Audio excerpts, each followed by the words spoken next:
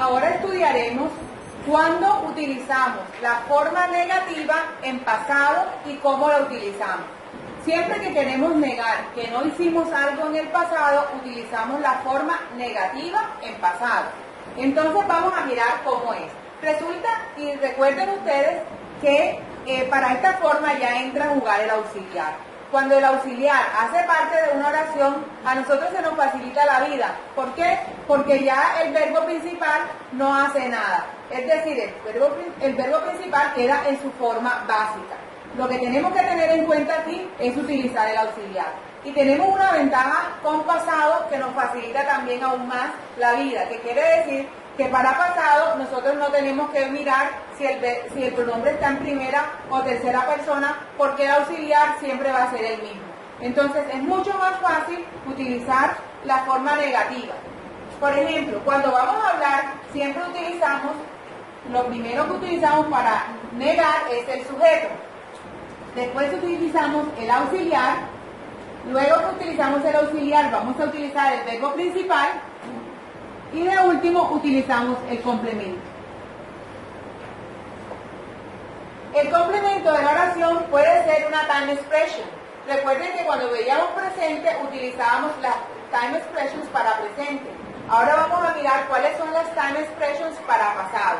Cuando hablamos de time expressions, hablamos de en qué momento hicimos la acción. Por ejemplo, podemos decir que la acción la hicimos ayer. Ya eso es pasado. Eso es yesterday. O la hicimos anoche. Cuando utilizamos anoche, miren que tenemos esta expresión que siempre nos va a denotar que la acción es en pasado. Si la acción fue hecha anoche, utilizamos last night. Si la hicimos la semana pasada, utilizamos last week. El mes pasado, last month. El año pasado, last year. Y si sucedió el siglo pasado, aún más viejo, utilizamos last century. También podemos utilizar eso con los días de la semana. Si la actividad la hicimos el lunes pasado, entonces utilizaremos last Monday. Recuerden que en los complementos pueden ir una time expression o puede ir cualquier otra palabra que da información de lo que estamos haciendo. Les decía que la buena noticia es que el auxiliar, a diferencia del presente que teníamos que mirar si era do o das, en pasado, muy sencillo, vamos a utilizar did para todos los pronombres. No tenemos que mirar. Como la oración es negativa, tenemos que negar el auxiliar, didn't, que es lo mismo que decir did not. Luego sigue el verbo, los mismos verbos que estábamos utilizando. Como el auxiliar está presente y este auxiliar solo se utiliza para pasado, no tenemos que agregarle ed o ied o mirar si el verbo es irregular. Si tenemos un verbo que conocemos, simplemente lo utilizamos en forma básica.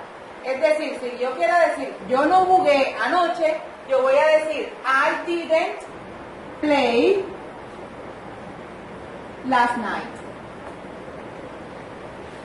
¿Sí?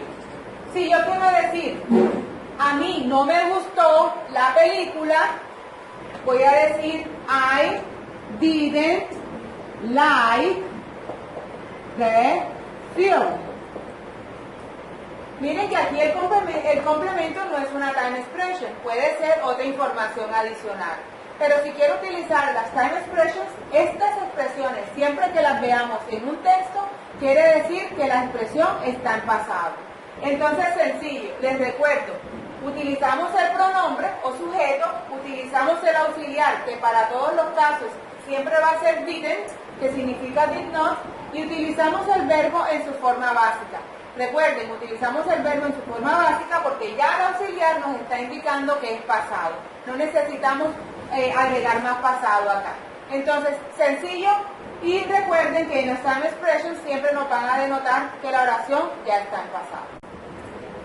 Vamos a trabajar ahora en la hoja de actividades.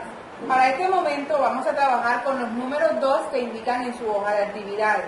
¿Qué quiere decir? Que vamos a trabajar la forma negativa que acabamos de aprender a hacer en las oraciones que corresponden a los números 2. vamos a utilizar estas mismas oraciones que ya hicieron en forma afirmativa, las vamos a hacer ahora en forma negativa, utilizando las reglas que acabamos de ver en el video.